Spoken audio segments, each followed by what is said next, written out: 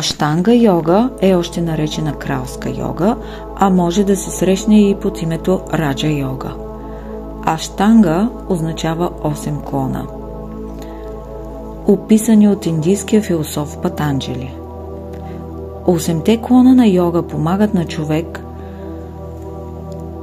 да развие всичките си инструменти, както хата йога помага за усъвършенстване на физиката, така методите в аштанга йога имат за цел усъвършенстване на ума и възприятията. Затова се и нарича кралска йога. В древният текст Йога Сутра Патанджали ни запознава с 5 пречки, които не позволяват да видим истината такава каквато е. Както едно неподвижно езеро отразява образите като огледало, така и нашето съзнание, когато е чисто, може да види истината. Но когато попадне нещо върху повърхността на езерото, тогава образът става изопачен и неистински. Според йога философията, истина е това, което не се изменя, което не умира и което не изчезва.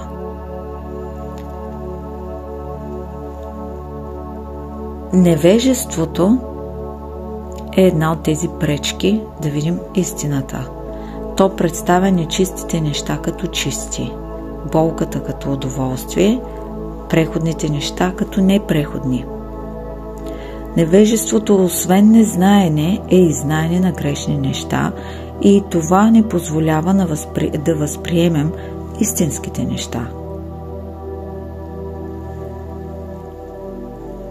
Невежеството води и до следващите пречки, следващите неистини, като егоизъм. И ако приемем за истина, че това, което не се изменя, сме ние, една от причините за егоизма е свързване с тялото или с ума си, също и с чувствата си. Но умът ни губи остротата си с времето, тялото ни остарява с времето, чувствата ни се изменят постоянно и единственото, което не се изменя, е нашето съзнание, което в йога се нарича буди. Съзнанието ни може да съществува само по себе си, но тялото и умът, както и чувствата, не могат. Методите на йога ни дават начини как да стигнем до това съзнание. И ако вземем това, което не сме за истинско, като нашите притежания, нашите дрехи, нашето тяло, нашата професия и търсим реализация чрез тези материални неща, може да бъде и чрез опитности, пътуване, изкачване на върхове, скачане с бънджи, каране с висока скорост, притежаване на скъпи коли. Тогава ние поставяме етикети на себе си, които всъщност не са това, което сме. Можем да се идентифицираме дори с неща като националност, цвят на кожата, какъв е партньорът ни. Но всичко това избледнява с времето. Партньорът ни може да напусне земния си път преди нас и ние ще изгубим чувството си за идентификация в такъв случай. Можем да загубим всяко имущество, което притежаваме. Колите се чупят, домовете ни също се разрушават, изискват ремонти, дрехите се късат, а усещанията и преживяванията губят вкус с времето си, тъй като умът ни привиква към адреналина, който ни дава и търси повече и повече стимули, за да се чувстваме щастливи. В такъв случай, ако заменим тези неистини за нашето его с това, че сме съзнание, ще можем да преодолеем и третата пречка, а тя е желанията и страстите. Привързаност към удоволствията. Например, често се храним с вкусни храни, дори и да не сме гладни. Използваме напитки, които ни карат да пием, дори и да не сме жадни. Когато се чувстваме тъжни, ние не търсим щастието в себе си, а търсим как да повдигнем настроението си с нови покупки. По този начин търсим радост в кратковременни неща, които ни правят зависими. Когато премине първоначалното наслаждение, ние пак трябва да го повторим. И проблемът не е в желанията, а в това, че се свързваме с тях. Ако сме доволни и след това се освободим от това чувство, няма да има желание за постоянно повторение. А това се случва единствено чрез знание или светлина в ума, просветление, така нареченото в йога. Щастието е когато се докоснем до нашето съзнание, което всеки носи. Умът ни винаги ще иска още удоволствия, докато не стигнем до състоянието на буди. Следваща неистина, която води до страдание, е обратното на търсене на удоволствия или склонността към злоба, ревност и омраза. Това е четвърта пречка. И хората, които са обсебени от злоба и омраза, често са аскетични и не са склонни към търсене на удоволствия. Пета заблуда – това е страх от смъртта. Ако приемем за истина, че всичко, което е преходно, не сме ние, тогава ние няма да се идентифицираме с тялото си. Ако възприемем, че истинските неща са неумиращи, както ни учи йога, този страх постепенно ще отпадне. Такива са примерите за хора, спасяващи даващ се човек, пожарникар, рискува живота си, за да извади някой от огъня, лекари, които дават живота си в моменти на пандемия или войни. Тогава тези хора действат с будното си съзнание и с истинската си същност. Те са едно с духа и не мислят за преходното. Първите два клона от 8-кратният път на Аштанга йога са така наречените йогийски принципи, които хармонизират практикуващите йога с вселенските закони. На санскрит те се наричат ямас и ниямас. Дадени са в Йога Сутра 5 ямас, които са наставления как да се държим с нашите близки и с околните в обществото също. Първият принцип е принципът на ненасилие, така наречен на санскрит ахимса. Както Създателят е дал свободна воля на хората, по същият начин ние трябва да даваме свободна воля на околните да вярват в това, което искат, да бъдат това, което желаят и да се изразяват по начин, по който искат. Ненасилието може да се култивира както в нашите мисли, когато не съдим, така и в нашите думи, като избягваме критика, в нашите чувства, когато променяме негативните чувства, ги трансформираме в обратните на тях, така и в нашите действия.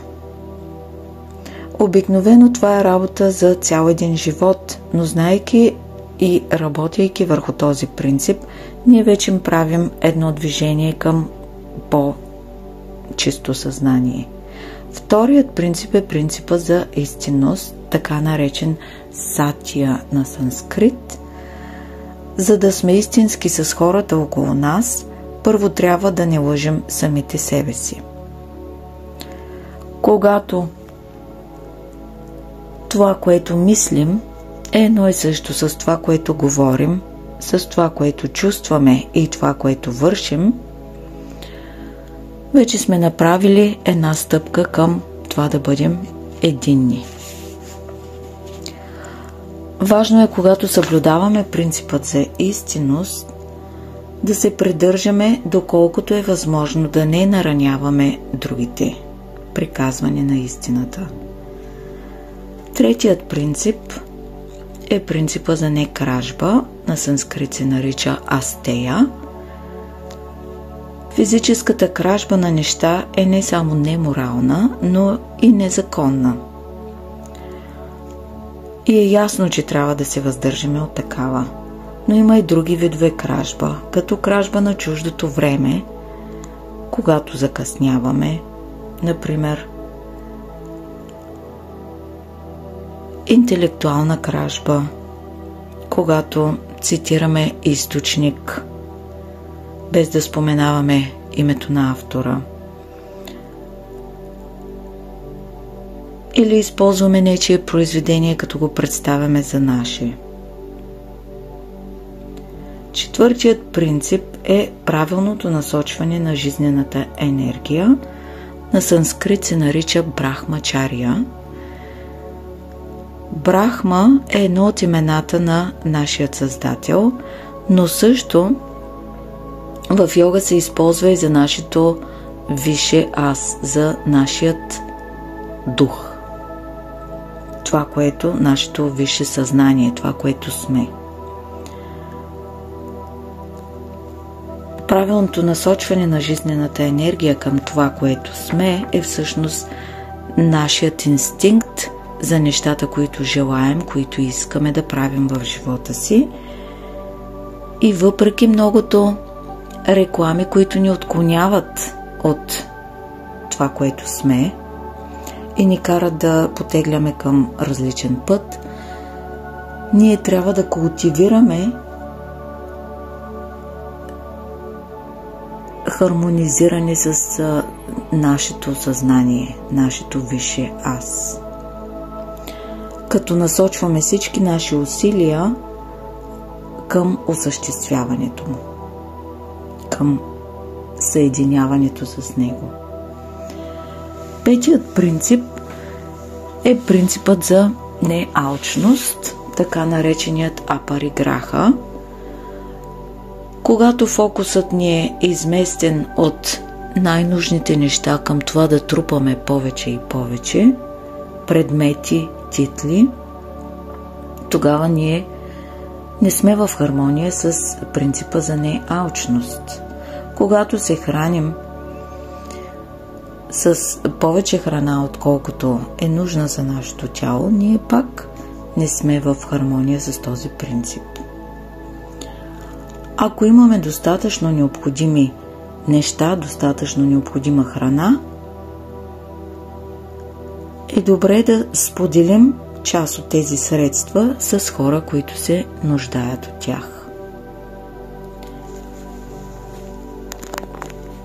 Петте ниямас, които представляват вторият клон при аштанга,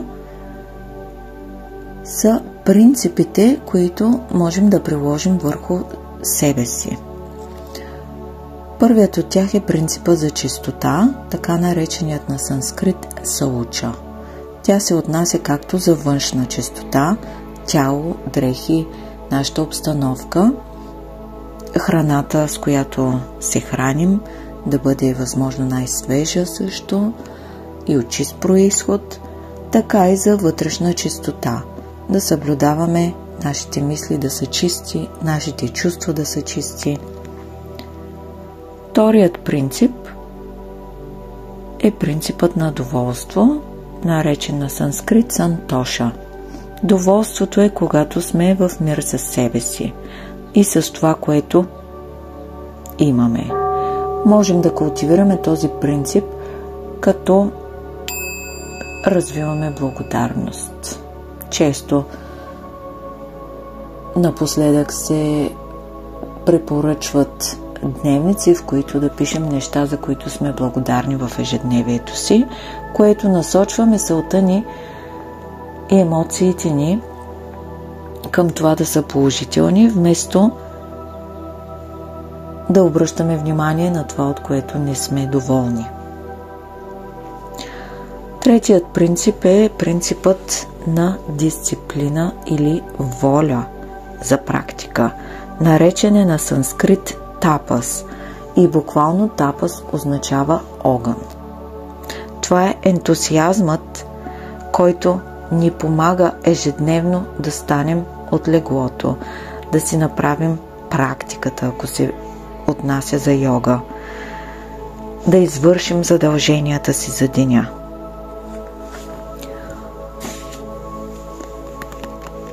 Чрез ежедневна йога практика развиваме и нашата воля, която всъщност можем да приложим в последствие и в ежедневието си, в живота си.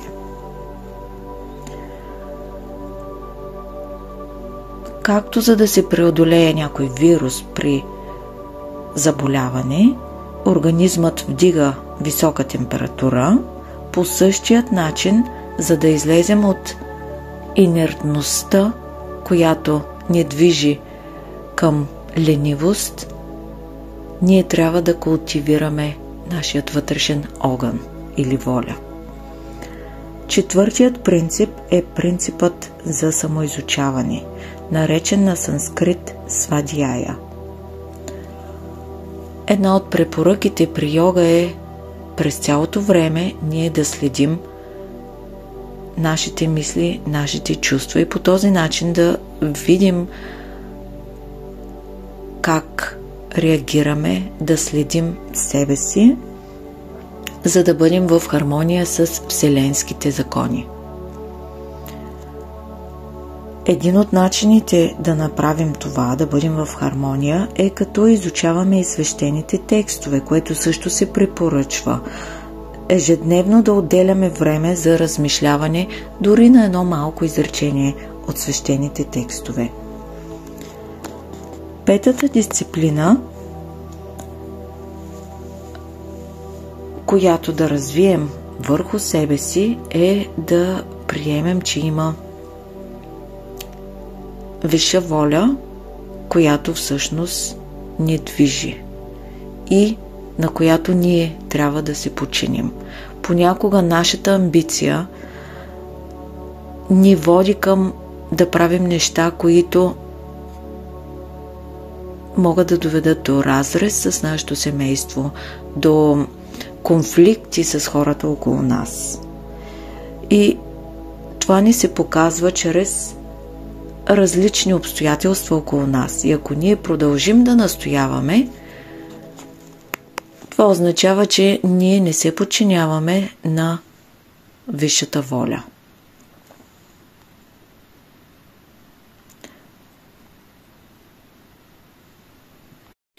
Можем да си зададем въпроса при нещата, които правим или искаме да постигнем, дали те също помагат на цялото. Дали помагат и на други хора в обществото, или само аз имам облага от това, което искам да правя. Тези два клона от кралската йога представляват насоки как да сме в хармония с околния свят, използвайки нашият ум. Третият клон, това са физическите упражнения, наречени асани в йога. При йога сутрите на Патанджали не се дават конкретни физически упражнения, които да се изпълняват, но по-късно Кришнамачария обособява